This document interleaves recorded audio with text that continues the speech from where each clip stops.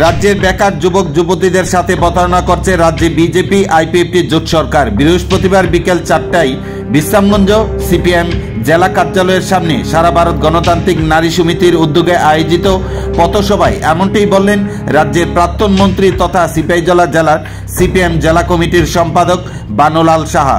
জানা যায় 6 দফার দাবিতে বিশ্রামগঞ্জ সিপাহীজলা জেলার সিপিএম জেলা কার্যালয়ের সামনে সারা ভারত গণতান্ত্রিক নারী সমিতির উদ্যোগে এক পথসভা আয়োজন করা হয়। এই দিনের এই পথসভায় উপস্থিত ছিলেন সারা ভারত গণতান্ত্রিক নারী সমিতির সিপাহীজলা জেলা কমিটির সম্পাদিকা রেহানা বেগম, জেলা সম্পাদক মণ্ডলীর সদস্য অঞ্জনা কলই সহ সারা ভারত গণতান্ত্রিক নারী সমিতির সিপাহীজলা জেলা কমিটির অন্যান্য সদস্যরা। তাদের দাবি, এক, নিত্য প্রয়োজনীয় জিনিসপত্রের মূল্য বৃদ্ধি রোধ করতে হবে, নেশা কারবারিদের কঠোর শাস্তি প্রদানে সরকারের নীরবতায় অপরাধীরা সাহস পাচ্ছে, নেশার রমরমা ব্যবসা বন্ধ করতে হবে, 3, আইন শৃঙ্খলা রক্ষায় প্রশাসনিক উদ্যোগ বাড়াতে হবে, নারীদের নিরাপত্তার জন্য উপযুক্ত ব্যবস্থা গ্রহণ করতে হবে, রাজ্যের বেকার যুবক যুবতীদের কর্মসংস্থানের সুযোগ সৃষ্টি করতে বছরে 50,000 চাকরি ব্যবস্থা করতে হবে, রাজ্যের শান্তি সম্প্রীতি রক্ষায় উপযুক্ত ব্যবস্থা গ্রহণ করতে হবে। এই 6 দফার দাবিতে বিশ্রামগঞ্জ সিপিএম জেলা কার্যালয়ের সামনে এই কথাগুলি বললেন রাজ্যের প্রাক্তন মন্ত্রী বানুলাল সাহা। সংগ্রামী অভিনন্দন জানাই।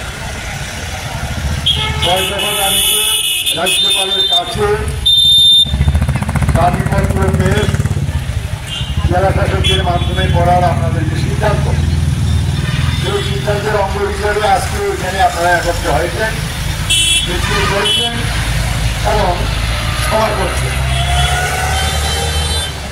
আমাদের রাজ্যে বামফ্রন্ট সরকার 18 সালে যখন ক্ষমতার বাইরে যায়, তারপর নতুন এক সরকার আসে নানা প্রতিশ্রুতি দিয়ে।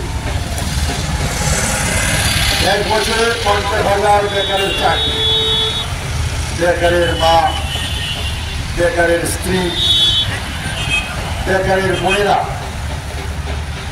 আনন্দিত হয়েছিলেন। বামফ্রন্ট যা করতে পারিনি, এখন এক দলের সরকার দিল্লি এবং রাজ্যে ডাবল ইঞ্জিনের সরকার, নিশ্চয়ই তা হবে। কিন্তু দুর্ভাগ্যের হলো সত্যি, তারা আজকে শাসন করছে, 7ম বছর চলছে। এই 7ম বছরে বামফ্রন্ট থাকাকালীন কর্মচারীদের যে সংখ্যা ছিল, এ ছিল 1.5 লক্ষের মতো। আজকে এই সরকারের দেওয়া বাজেটে অধিবেশনে যে ফিগার দিয়েছে, তাতে কর্মচারীর সংখ্যা 1 লাখ। 50,000 ঠিকই আছে, নতুন চাকরি নয়। 50,000 লোক রিটায়ারমেন্টে গেছে, এই শূন্য স্থানগুলো আর পূরণ করেনি। তাহলে বুঝতে হবে, বেকার যুবক যুবতীদের সঙ্গে প্রতারণা করেছে। শিক্ষক কর্মচারীদের বলা হয়েছে 20,000 টাকা যার বেতন, 40,000 হবে। যার 40,000 তার 80,000 হবে। যার 80,000 তার প্রায় 1.5 লক্ষ হবে। কারণ কেন্দ্রীয় 7ম বেতন কমিশন লাগু করা হবে। কেন্দ্রীয় 7ম বেতন কমিশন লাগু হয়নি। একমাত্র বামফ্রন্টের আমলে 7 থাকলেও 7 ছিল না বলে 2.57 দিতে পারেনি, 2.25 দেওয়া হয়েছিল। তারা এসে বাকি 0.32 দিয়েছে।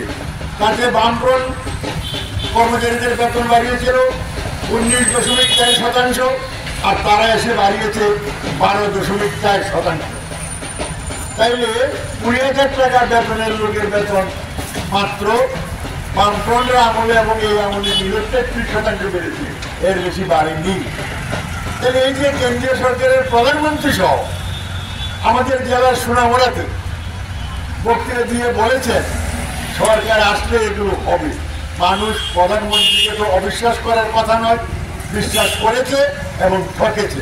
এখন দেখছে তারা 25% দিয়ে বাকি, আরো তারা 25% দিয়ে পাবে, সেই টাকা দিচ্ছে না।